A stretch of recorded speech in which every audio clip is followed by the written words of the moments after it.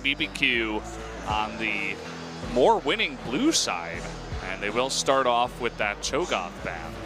Exactly. It looks like the trend has been that the team that is on blue side to start things off ends up winning Game 1 and Game 3. And if we follow that trend, it would appear that SKT blew their pocket aces, the start on blue side, to a loss and is now having to start on a perhaps map/drafting deficit. But if they are back on point, it should not mean a whole lot. However, if they play just like last game, this is going to be a BBQ 2-0. It's definitely not out of the question, especially after we saw the destruction in game number 1. Going ahead and taking down 2 tanks, as well as the Thresh in the bottom lane. So we will not see Peanut on the Maokai jungle once again. We will not have Wolf on the Thresh. Elise would likely be picked up here, but I want to see if they prioritize a Gragas instead. I don't think BBQ is a team to go for the Gragas. They would have gone with something else, but the Elise will be the equivalent of a magic damage Jarvan, unlike last game, where you have so much early game prowess that if Peanut does not respond with a jungler that can match the early game strength of Bless, as well as help the laners out effectively, then SKT might become lackadaisical in the mid game. Early game will have no opportunities, and we'll see a similar result to game 1. But at least they pick up something that is much more proactive and can at least farm and be hyper relevant. And we saw the strength of the Rek'Sai even up against the Elise just by farming the jungle, picking a tank up in the top lane, taking away the opportunity for the Elise to gank. That was in the KT versus Longju game number 2, that KT did do this. And the Rek'Sai got ridiculous. The Maokai didn't get ganked. The Elise looked weak. And we'll see if SKT can make that composition work, perhaps with the tank for their 3rd pick. I like how Sky gets involved in that sign. It's like the guy in the group project that the teacher never bothers to check if he really did any work, so he always gets the marks. Like, oh, yeah, you know what? Yeah, I mean, you're on the team. He was on the name. We'll give it to him. So he gets some credit, some love from the fans. You know, he has to solo queue to boast, and he has to be a part of SKT. So you're all a team, no matter if you get playtime or not. But what will get playtime is the beautiful and radiant Taric, which in combination with the Jace and Elise will make this composition quite formidable. I really like Taric as it offers so many tools for team fighting that seemingly come out of nowhere. This skill shot and kind of ability to track how effective it is so difficult that it almost is just too flashy for us to imagine, but it can sway abilities such as the Rumble, which is likely going to go to Antara, rather it is going to Antara, can negate them completely. When you were saying beautiful and radiant, I thought you were talking about Rumble, and I was very confused for about 2-3 seconds, but then I realized you were talking about our beautiful, fabulous Taric on the side of BBQ. Doesn't he look like Fabio to you? He does, of course. I mean, he's got the hair, he's got the jawline. He's got the necklace. The necklace, too. Yeah. He's got it all going on. Everything you could ask for. Lots of mid lane bans here. Talia, Orianna, Cassiopeia taken away from Faker. Syndra still left available. Still on the cards here as one of these other picks that sometimes gets picked up when there's a lot of mid lane bans. There's also the Corki that you see get picked a lot. And there is plenty of opportunities here, but the Jhin ban is what surprises me the most. So forcing Bang to play not Jhin, what is the purpose of that? You've got Tristana still available, so that's likely going to be the pick. You've got Ashe too.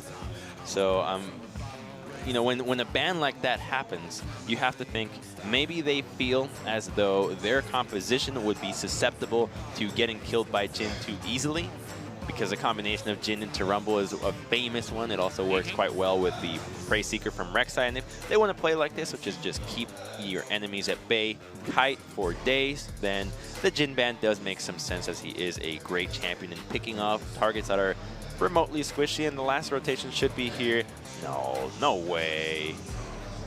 Could it Is be? it you who's getting baited this time, Yeah, no, Crumbs? No way. Finally, hey, on the last day of LCK. Hey, when I see it, did I not say Hey, you had a no way? reaction. I said no way.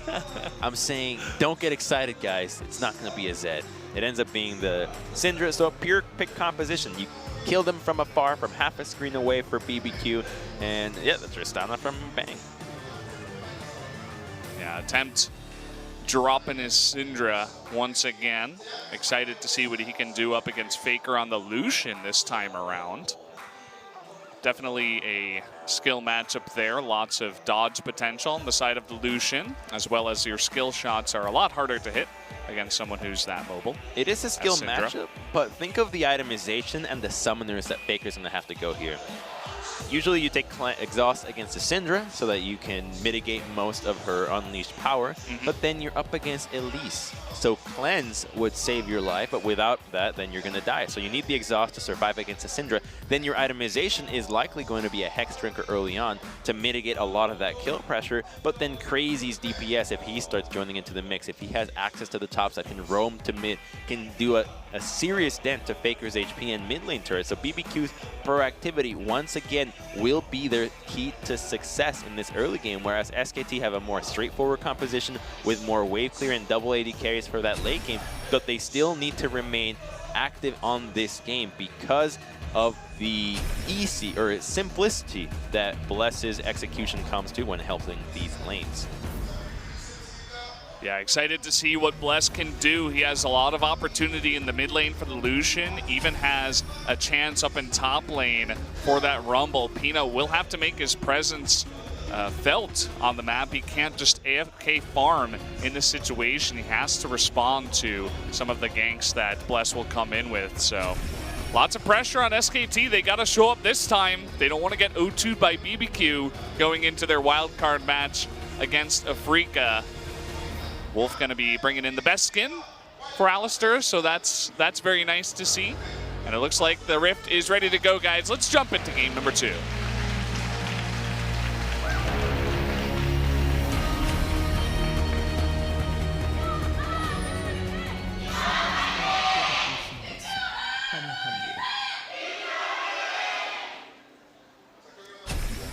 Well, the Nexon Arena is sold out, as I said before, but I feel like the SKT cheer is about 2 or 3 times louder than BBQ. But it would be nice to see BBQ take a 2-0 victory and then crush relegations and come back for 218. Hey, wait a minute. You're flip-flopping this. You started things off saying you wanted to see an SKT 2-0. Now you want to see BBQ 2-0ing? I didn't say I wanted SKT to win. I said I expected them to take a 2-0 victory, which I feel like is a very fair prediction coming into this match. It would be pretty rare to, you know, go through the Twitch chat and see that one guy who's like, oh, BBQ's going to 2-0 SKT. Yeah, that's true. Did you notice something odd about Kog'Maw, though? He's actually half caterpillar, half butterfly. Butterflies don't have that kind of abdomen, so it's a thick butterfly, man. His body is literally still caterpillar, but wings have come out. Why do you got to shame the Kog'Maw, man? He's working on it. So he's a little bit thick, you know. It takes a little bit of time. He's getting to it.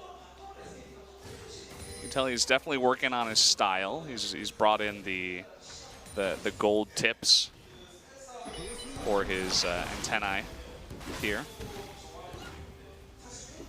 Curious to see what this Ghost Totoro lane can do in the bottom side as Kog'Maw Taric. Oh, that's not the Cowbell skin, is it? Or is that a chroma for the Cowbell skin? I think it's a chroma, yeah. Okay, I think he has I was confused. I was like, what?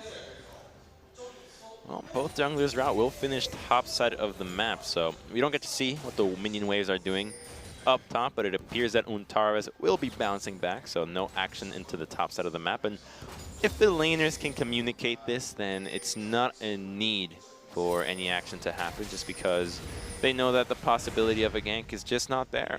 Faker gets to go for the ward, and because the wave bounces back, if you communicate this effectively, you can buy precious seconds for your jungler to continue to farm, to ignore any opportunities in other sides of the map, and move on and potentially get an advantage. Instead, they will go for what appears to be an invade onto Peanut, though. There's no way this is a dive. Yeah, you can see Untari, he's got everything. And Bless, he's just setting it up. Peanut doesn't look like he's going for this. Okay, never mind. He takes a blasting plant, so bit of a fight going on. 2v2 up in the top lane. And that red buff ticking on Peanut. You can see that range for Bless is really helping out, and Peanut will have to back off as Bless does take away the farm. But the beauty of the timing is what matters in this invade. The minions were crashing on the wave. Untara can't collapse. The wave is so fat that if he were to go back, he would lose out on a precious amount of CS. So he has to stay under the tower.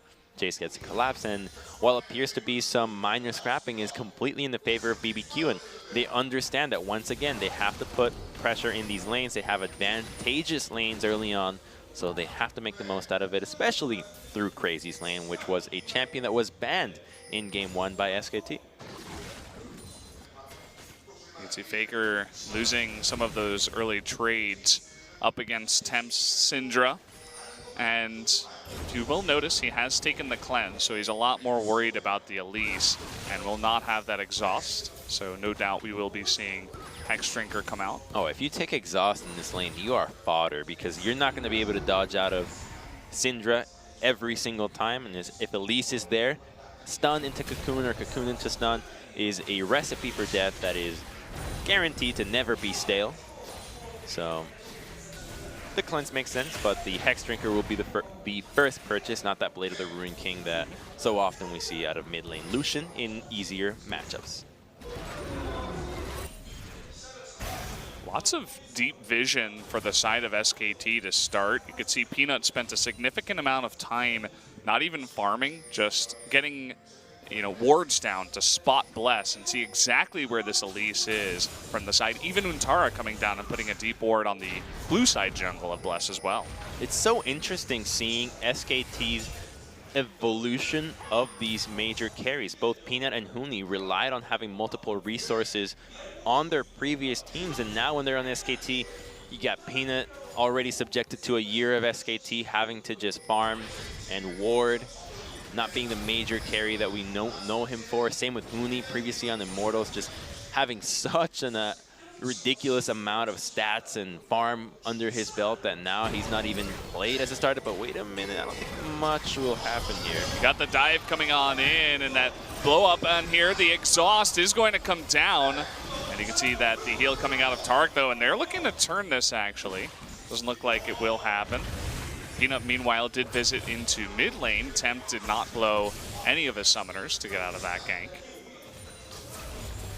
Just some mana to get out of that sticky situation, but as I was saying, the members of SKT just haven't been that used to being exhausted of resources or having to change their playstyle so drastically, something that they have been glued to, both Huni and Fnatic before Immortals. Then you have Peanut on Rocks Tigers for so long, then on Najin previously, where he was still kind of played as a carry. I still remember, I believe it was his debut game where he was playing against Faker. He was Rengar and was just doing so much work, but as a teammate, as understanding ward, that just wasn't his case. This guy was the red smite jungler, and now Rek'Sai first item trackers. How the mighty have fallen.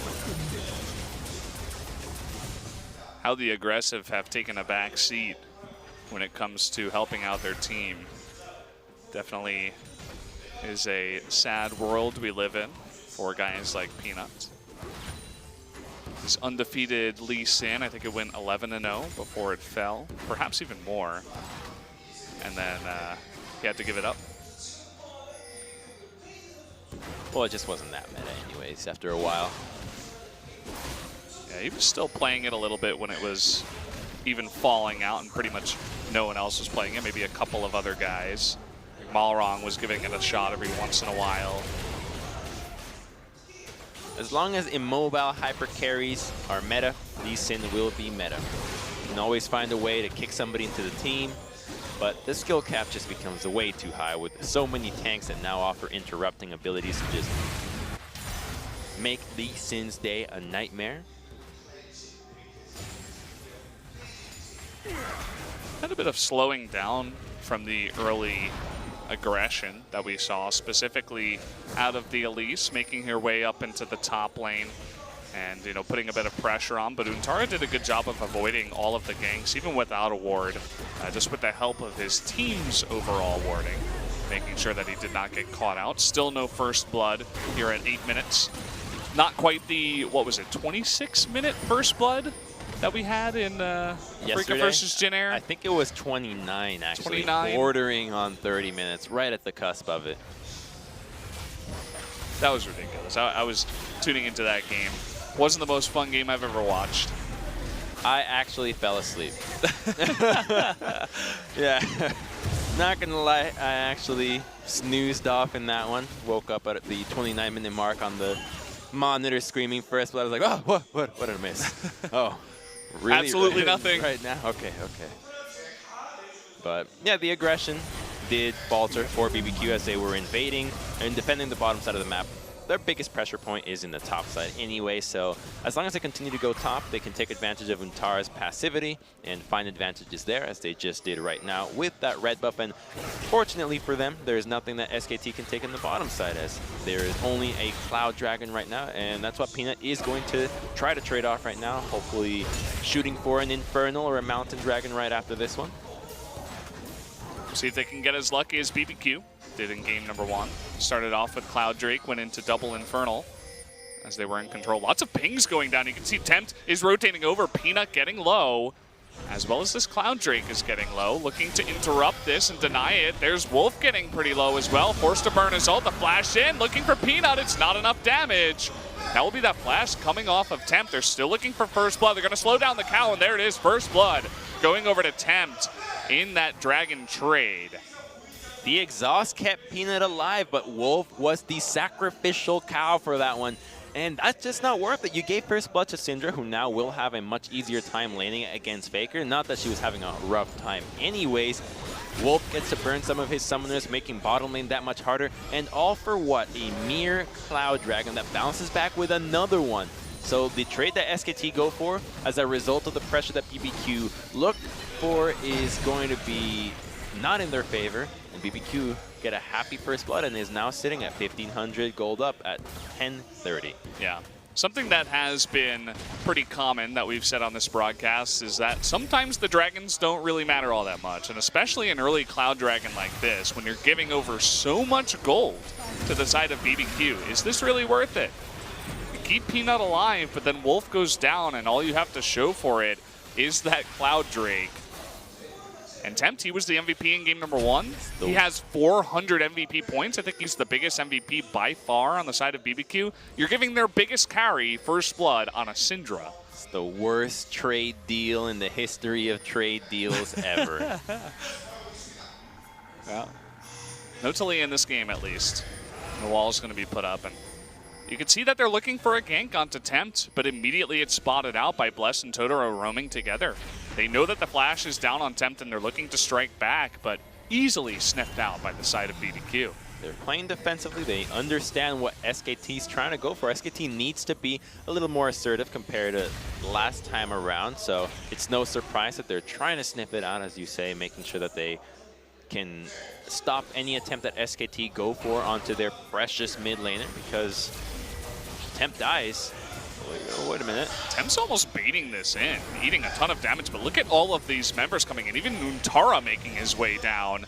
But again, the combination of Totoro and Bless is here. Can they save this turret damage and the lives of their teammates? Looks like they will, as they clean up that wave with the wave clear of Syndra. Now it looks like Ghost is in a bit of trouble, as here comes Peanut. Ghost is going to back off, though, show respect. This will mean that SKT should be able to take down this first turret, though.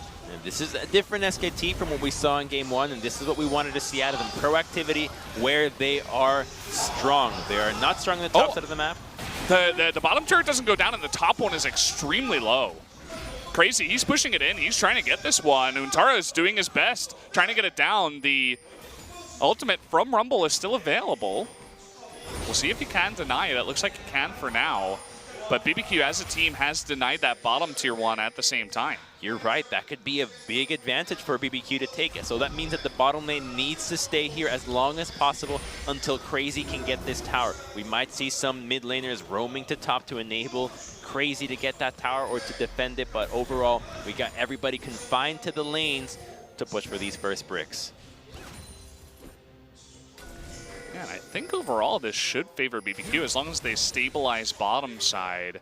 and if Crazy can continue the pressure that he's putting up in the top lane, because there really hasn't been too much jungle interference outside of the couple of roams that Blessed did up there, but no ganks, no kills.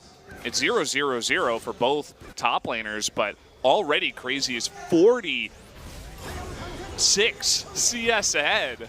And having a fantastic start so far on this Jace, almost taking out the first blood turret. You leave Jace alone, he'll win any 1v1. Khan said it, multiple other top laners agree with it. Jace has become a priority pick, so it makes sense that the team leaves him alone and allows him to thrive in that environment. And back to the early game where BBQ's advantages lied in the top side of the map. That's how they got the red buff invade early on.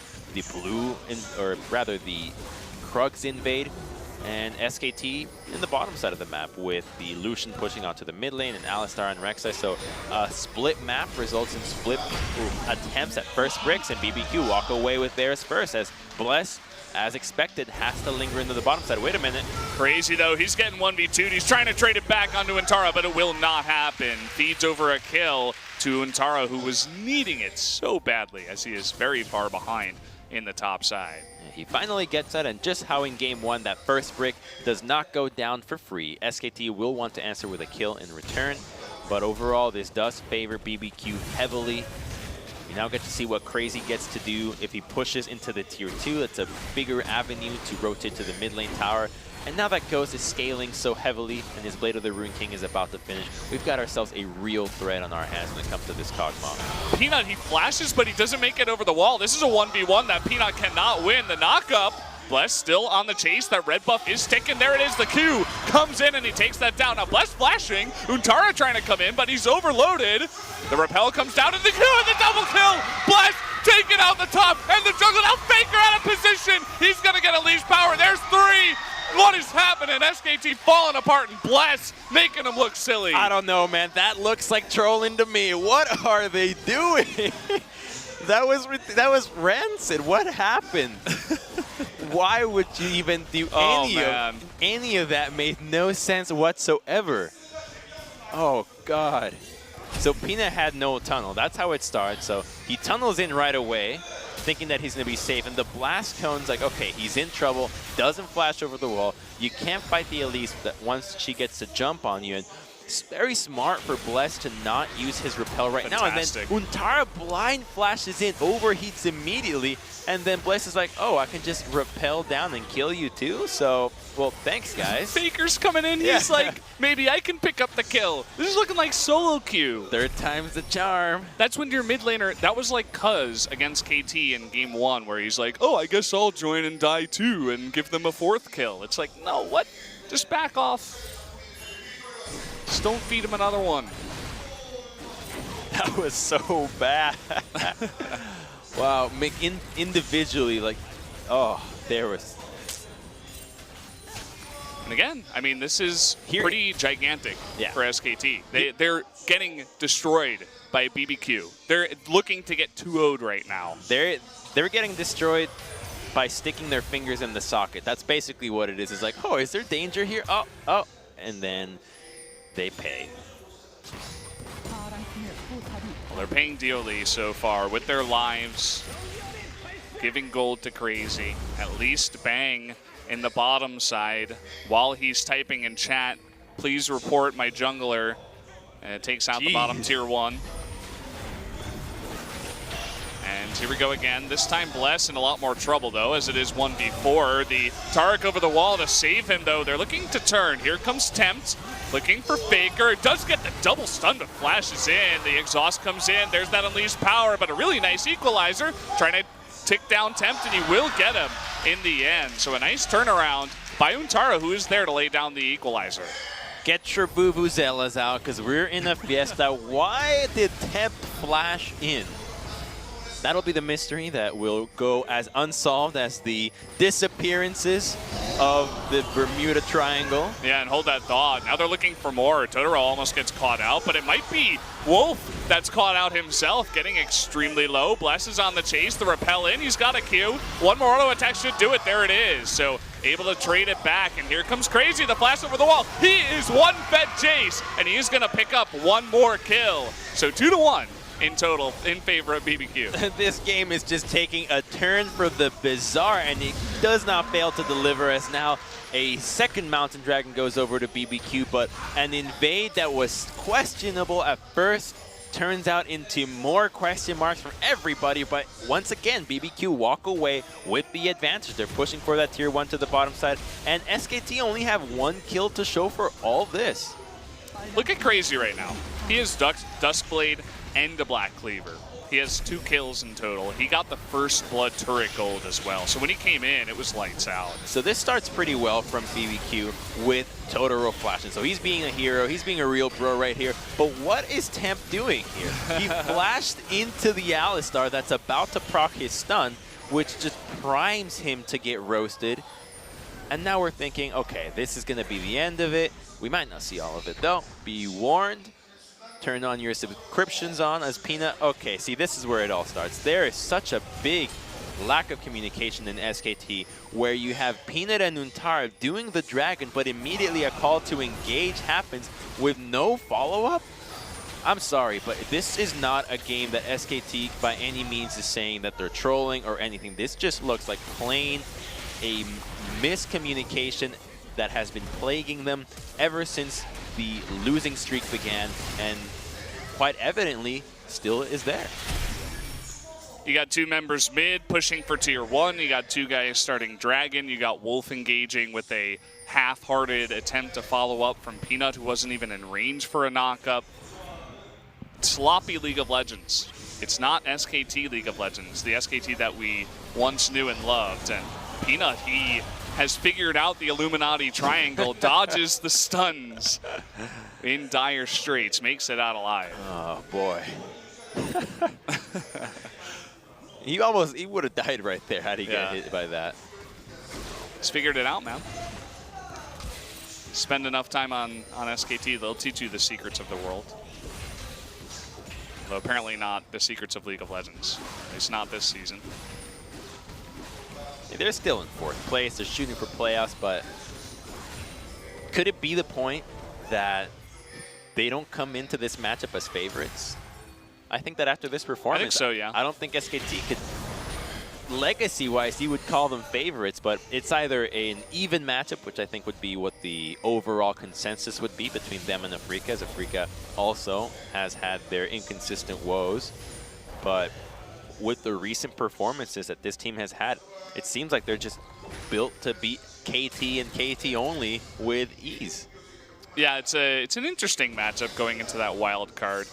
You know, Afrika having a history of defeating SKT, but Afrika also having a history of losing 0-2 in playoffs coming on in. So having, you know, losing like that to MVP in spring and looking for more. So it's about which curse is going to be stopped going into that one. What a fantastic storyline that would be, though. That, you know, I'm not an anime guy myself, but I have dabbled, and the best stories are the ones that involve tournament matches that matter, be it fighting, be it whatever games possible. And this just seems too good to be true, where you have a team that was at the top of the world for so long that has been slumping, and what will triumph, them or a team that is inconsistent? And to top things off, have members from SKT, from previous SKT iterations on them, and have always lost the playoffs, so too.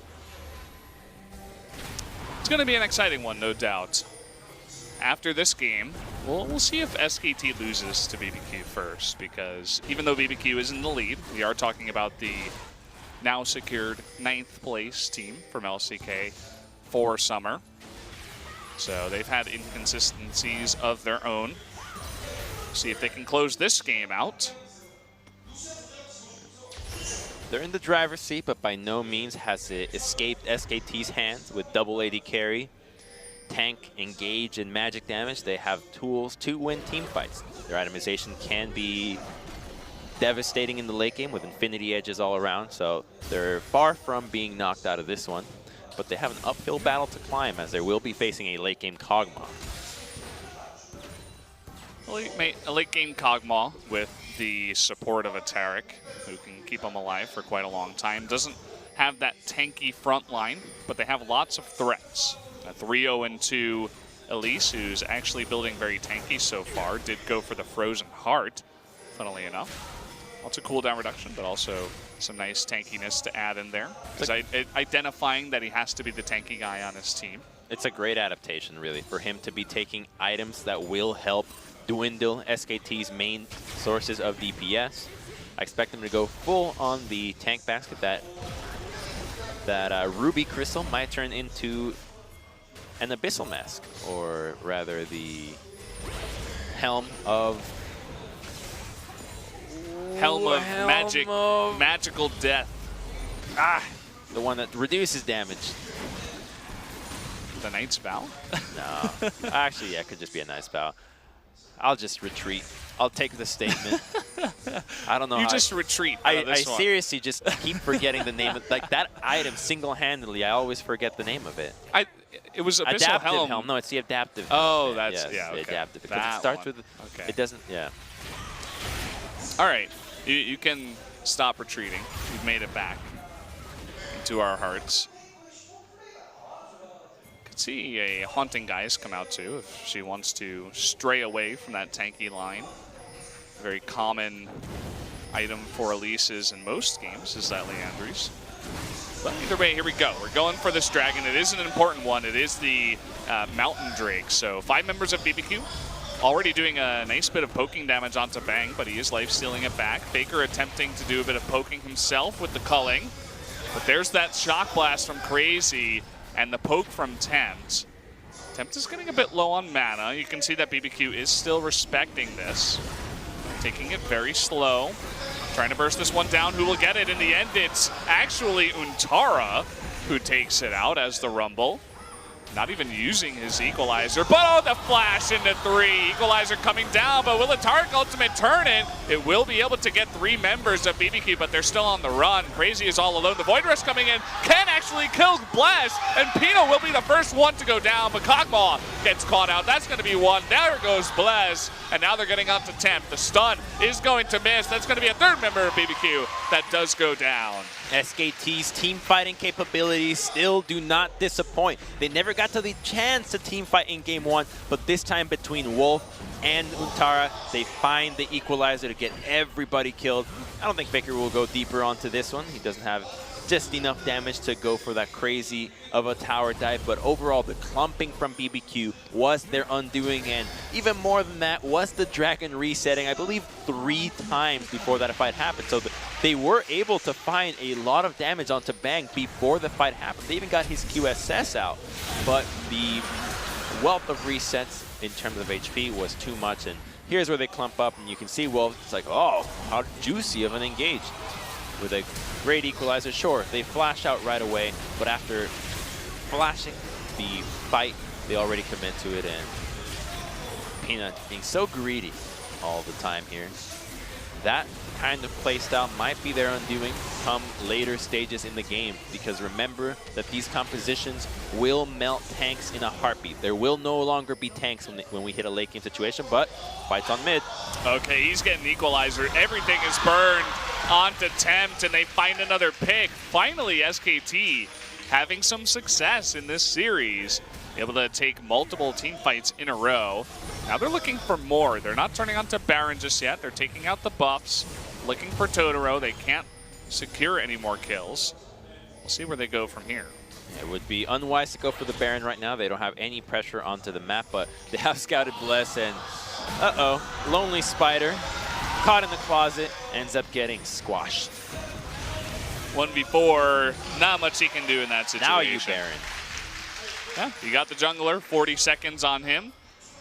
Tempt is going to be scary, but he won't have his unleashed power, and they're going to clear out the vision first. You can see that Faker is not actually grouped with the team right now. They're just doing 4 members as Faker hangs out mid.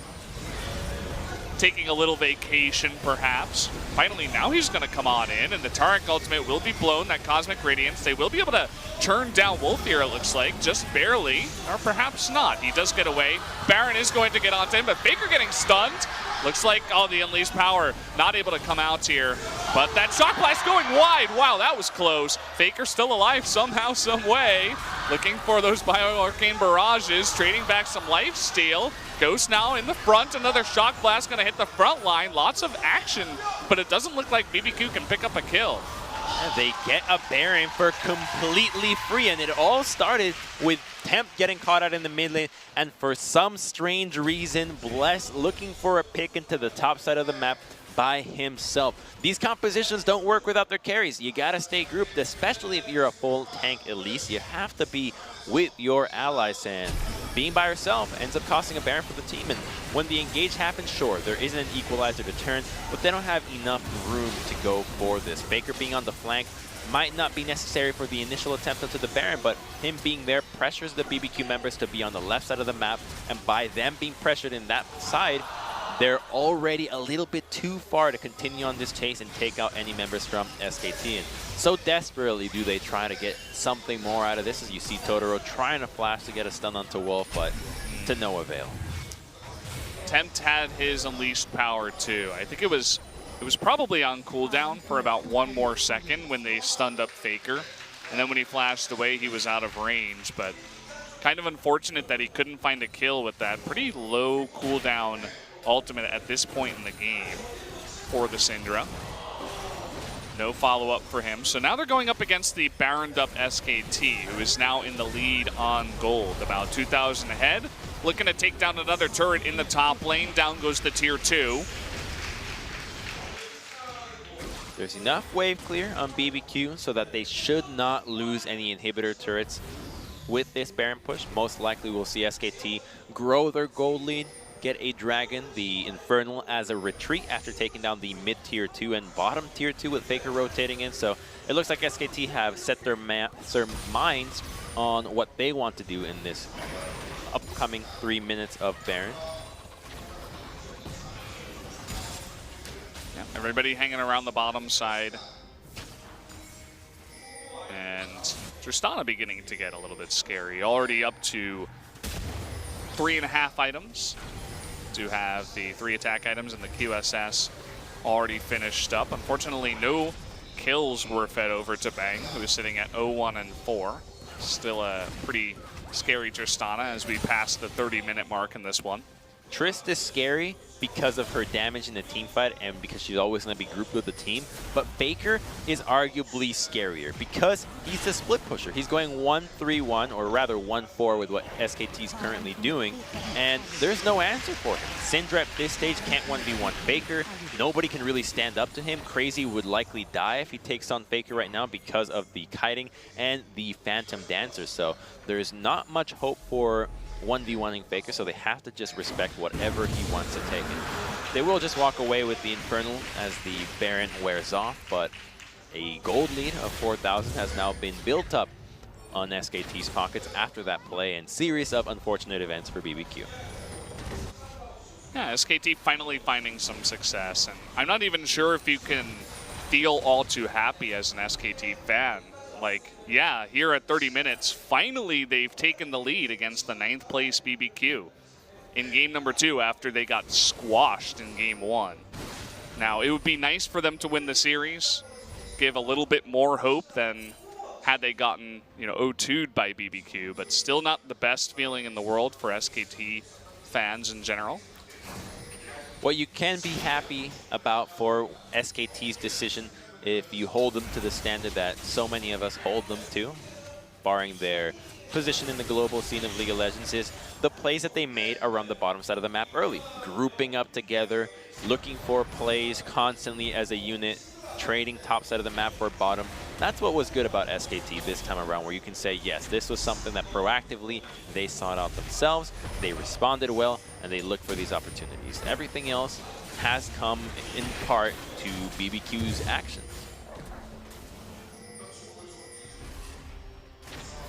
We got a bit of a lull in this one, as you were correct. None of the inhibitor turrets were taking out, so BBQ just sitting back, saying, okay, we have to basically concede the mid game here, as SKT is too far ahead and can't exactly fight them at this point. So we'll just turtle up a bit, push out our waves, perhaps make a move at the next objective. We got 2 minutes until the next Baron comes up. This is an objective that BBQ will not be able to give up without it having serious repercussions onto their base. As now that the inner ring of towers has fallen, Faker will be knocking onto base turrets, inhibitor turrets, and those you do not get back. So it's important that BBQ set themselves up for enough vision, for enough paths to get into the blue side of their jungle, and don't allow SKT to just rush this down, because with 2 AD carries and a rumble with Leandries, this Baron will melt. So SKT have enough damage in them that they can rush it if BBQ don't respond, and so it's going to be all about vision for which team can surprise the other in their positioning around Baron. See Totoro getting to work over here, trying to clear out as much vision as possible. Obviously can't get too close to that Baron, and now even going up 1v2 is forced to flash away from that one. So losing his flash just to get down 1 ward and to clear out 1. Not the best trade in the world. You defend the wards like a mama bear. Your cubs are your wards. You cannot let them. If you sniff just as much as one person looking at him, you're going to send them for the hills. It was cool to see Bless hanging around in that one bush to the right side of the mid inhibitor turret, just waiting for someone to get that deep ward down. It's a very common bush where people get cornered all the time, or they get caught rather, looking for those very deep wards. Happens most of the time on the red side, though, when the blue side team is trying to go for Baron. They're trying to get the deepest vision possible. Ooh, SKT's going to go for a 2-man, so they're splitting themselves up in the hopes that BBQ will split up as well. And because BBQ doesn't have hard engage, they cannot punish onto this one, so this is a great move by them, understanding the resource management that is available to them, and now they get to not lose up any pressure on the map and gain a Baron. Easy peasy. 2 guys. You got Faker fed up there on 3.5 items. Is going to pick up that Maw for his 4th after taking down the Baron. And there was really no opportunity for BBQ to come back in this one after getting shut down on a couple of those plays and losing the Baron. They've just essentially had to play super defensive and take it for a while. Just accept their fate. We'll see how they can do against this push that SKT will come in with. They just didn't want to risk going into the blue side and trying to clear out some vision. They know what happened with Wolf when he engaged, when the equalizer came out, and worst of all, if you don't have enough vision, you can be surprised from multiple angles, and this is not a composition that reacts well to that. Not a single member here, I guess if you count Elise's Repel, has windows of opportunity to get over walls relatively easily, so they give it up. They're going to go to Crazy. Okay, Crazy. He's caught out here looking for a 1v1 against Untara. The heal comes out, but he still will meet his maker. Now Tempt getting in, and the Cosmic Radiance coming out. That's not going to work. It's all falling apart now. Faker will be shooting for that inhibitor turret to the bottom side. With Bang in the mid lane, this surely will be 2 inhibitors for SKT, and if any more members get caught out, they will be pushing for a win. They might even do it here. I mean, they still have that Baron for 2 minutes. They can attempt a slow push 5v4 against these Nexus turrets. It doesn't look like they're going to go for it. Going to play the safe way, and generally that is the correct way. The most winning way at the end of it all. Just going to go for that 3rd inhibitor turret, as they do have the wave pushing in. Faker is not going to get caught out. He has been the big bait in many other series, and he pulls BBQ down towards the bottom side. That will be the 3rd inhibitor going down. Will SKT go for the push while they have Baron? They still got 1:30. Doesn't look like it. Yeah. Got the Elder Drake on the map, so they'll say, hey, are you going to defend your base from double super minions in every lane while you defend the Elder Drake? I don't think so. They just want to end the game here with a flank. Look at Wolf. Yeah, coming around the back. They are going to find Crazy on the left side. Trying to jump in, but okay. You're fighting more members than you think, Crazy. That was a bit crazy as he does get taken out. So once again, 4v5. Missing Crazy will be a free Elder Drake going to SKT. He flashed in, didn't he? He flashed to hammer Faker. I think so, yeah. Well, it happens, you know? Yeah, I guess he's trying to one-up them for the gracious donation of Faker and Untara, and then Peanut on the top side of the map earlier this game, and you would have thought that that would have been enough to propel BBQ to a victory in this game, but their composition does rely on getting significantly far ahead early and then just closing out because they don't have hard engage. That's why the Gragas would have been a choice that likely would have been better than an Elise in this time around. I think that she's kind of fallen off the meta because of how much more experienced these teams have become at dealing with... Oh, What? yeah, he wants it, he takes it. Bless had his smite. He's like, no, I gotta save that to save my base, which does make sense, but kind of funny how an Alistar with basically no damage is able to take that away from Bless. The poking from Bang is getting out of control now. They're chunking that very tanky Elise down to about 2/3 health with just one crit to the face. Here we go, the push coming on in, and oh boy, that's going to be one Nexus turret. They're going to be looking for another one. Bang with that red buff is just poking away on the Tristana, having hit level 18. Faker helping out. There's the flash. That one last engage. Bless just disappears. The Cosmic Radiance does not affect him in that fight, and so down will go Bless. Tempt is a little bit too low, and they are going to try to fight back here as low members, but it doesn't matter. The Nexus getting extremely low. Ghost trying to go and mad mode it, but it's not going to happen. 1-1 as SKT can take a shaky game too.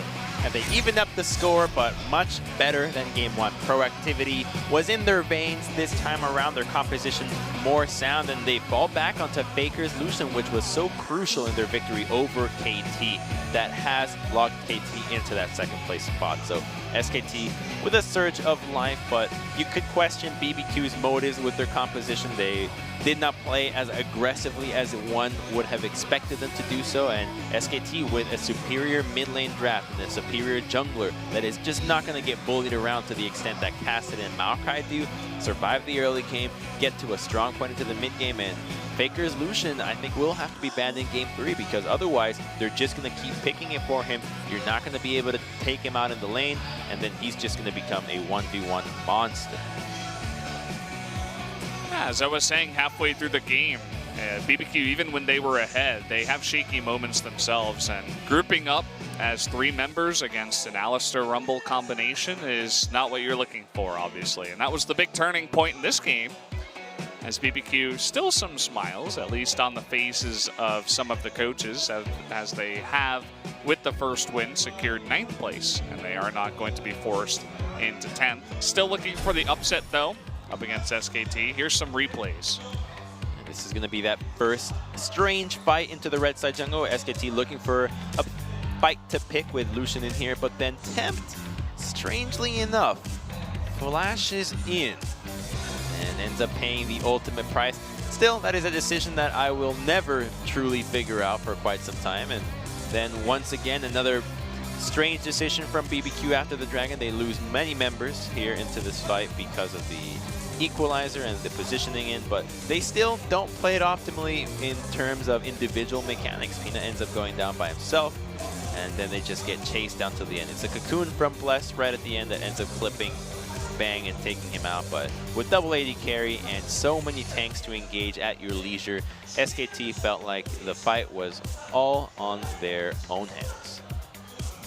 And you can see afterwards they go for this Baron, taking out Bless in the top side, and Faker almost gets caught. Wolf came close to diving in the Baron fight as well, but everything missing Faker as he was on the run, which meant that was a free Baron.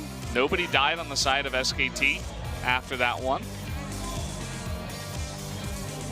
And still nobody was able to connect any crowd control. And I just hope that for the next draft we see BBQ going with, you know, it doesn't matter if it's another early game composition, but more access to playmaking. This does not count as a play being made. That is just wanting to die sooner. I don't know what you classify that one under, but overall, SKT just walk away with a relatively clean victory. The individual 1v1 mistakes are apparent, and I believe that we are going to have a shakeup when it comes to the players, as we just saw Huni and Blank walk by in front of us with their gear on their backs. Spoiler alert. Yeah. Giving that one away. But bang at the end of it all, 24.1K.